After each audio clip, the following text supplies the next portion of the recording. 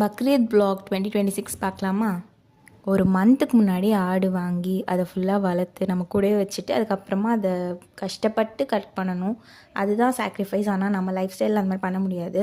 யூஸ்வலாக நாங்கள் பிறநாளுக்கு 1 டே முன்னாடி தான் ஆடு வாங்கி வைப்போம். பட் என் தம்பி அதை வாங்கி ரவுண்ட்லாம் கூட்டிகிட்டு போகணுன்னு ஆசைப்பட்டதுனால ஒரு 3 டேஸ் முன்னாடியே வாங்கிட்டோம். நைட் 3:30 தூங்கி காலையில் 5:30க்கு எந்திச்சு ரெடியாகி ஈத் ப்ரேயருக்கு கிளம்பிட்டோம்.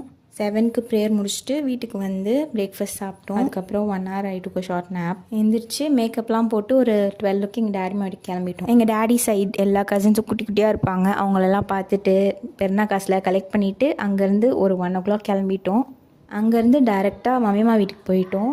அங்கே போய் தான் லன்ச். யூஸ்வலாக எல்லா இதுக்குமே இதே ருட்டீன் தான் நாங்கள் ஃபாலோ பண்ணுவோம்.